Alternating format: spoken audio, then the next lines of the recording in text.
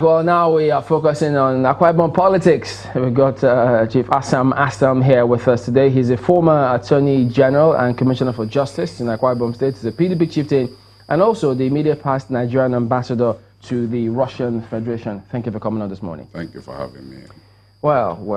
Looking at that picture, several interpretations being given to it, and I know you've heard a lot, but chief among some of what has been said is that your party has lost a great son. Yes, Akpabio was the governor of the state for 8 years. You cannot discount that. And he was primarily key to the growth of the PDP in the past 8 years. Of course, if you add another 3, and midwifed the current administration. So there is no doubt about the fact that he played a prominent role in the politics, and there's no way the history of the state can be written without having to give him a prominent place in the annals of our history. But that is as far as it goes. You know, prominent people have committed suicide. And so it goes with the wind. Where is this headed? What is heading, where I'm heading is that the former governor, former minority leader, has committed political suicide. Are you underestimating the move? I am not underestimating the move. I know. I told him this about a year ago, that he will leave. You saw that he was going to leave the PDP? I told him, yes, and I wrote 2 letters to him and told him he would not be there to support Udom Emmanuel for the 2019 election.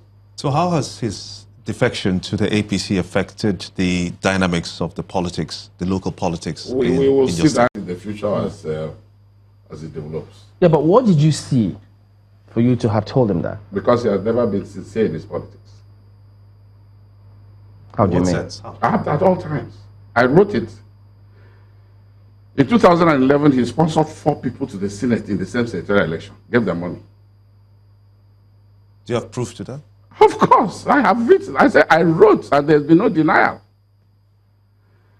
And I knew in 2015, prior to the 2015 elections, he supported 3 people to contest the election.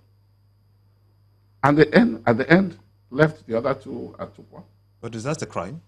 No, I'm not saying so. I'm saying that the word of the governor is like the word of the Pope. You can take it to the bank. If a man says, I am backing you, that is what it means.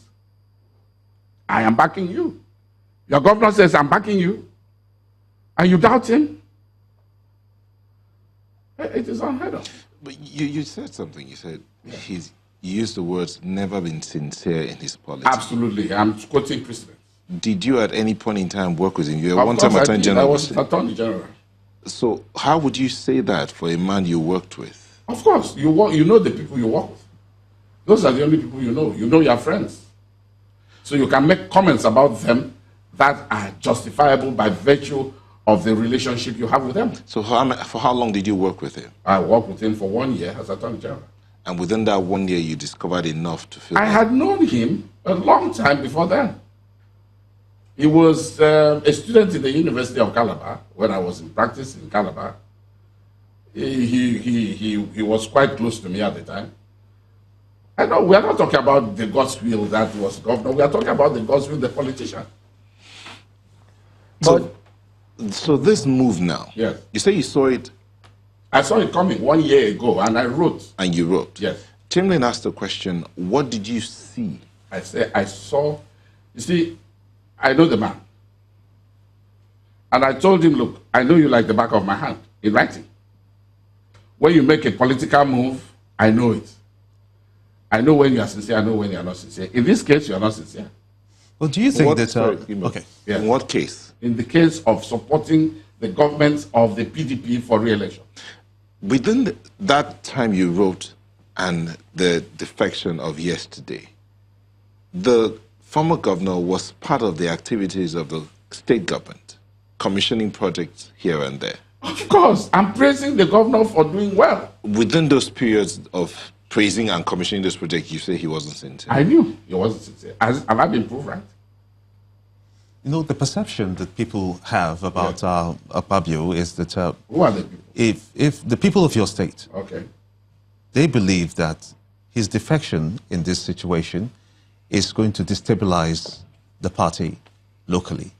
How can we substantiate the possibility that this will still not shake the party locally, or will it, to any extent, if it will, see that since he has moved to the APC, there could be some people within the party system and the government will also move with him? Yes, of course. Godswill Akpabio is a very friendly person. He has his own charisma. He has a couple of people who will certainly go with him if he is leaving the party. Will that weaken the party? Not to any reasonable extent. Let me tell you, the PDP is so grounded in Akwa Ibom State. The foundation is very deep. And all the people who formed APC, the leadership of APC in the state, are people who left PDP because of Akpabio. Now they left the party because of Akpabio. Now Akpabio is moving in with them. But Ekiti State is a PDP state too, and it was very powerful, but it lost to the APC. I do not want to make statements about the election results because that is up to this right now.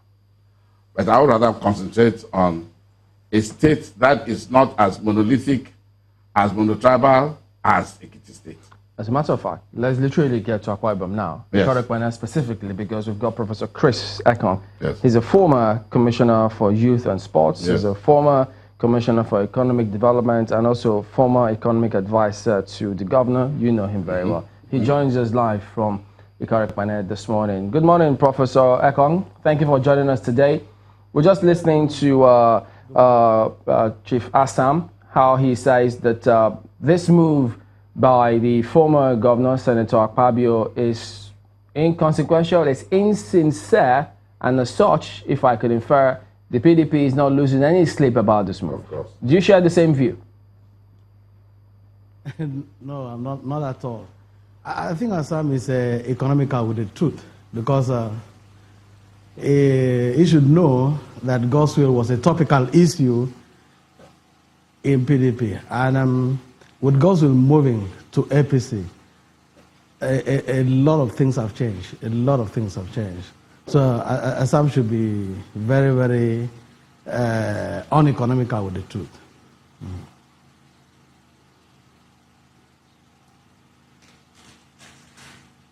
What Chief Assam has said that, look, this move will not bother PDP. You don't think so exactly? Obviously not so, because let's talk about the party, in short, the state, as small as the state is. If you look at the Pt.1 senatorial district that Senator Godswill Akpabio is from, this senatorial district already had moved. And if you go to Uyo senatorial district, who are the players in Uyo, for instance? You start counting names. Senator John Odadege is in APC. Umano Mane is in APC. I am in APC. And if you look at all of us in APC, where is PDP going to come in here?